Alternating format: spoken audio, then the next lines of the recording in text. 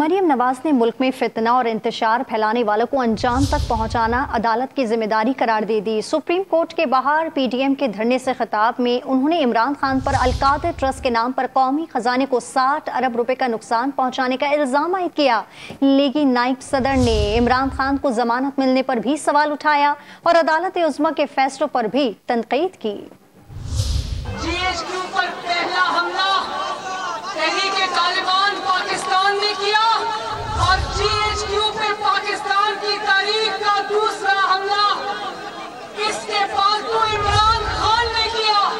کہتا ہے میں تو قید تھا، میں تو گرفتار تھا، مجھے تو پتہ ہی نہیں پیچھے سے حملے کس نے کیے۔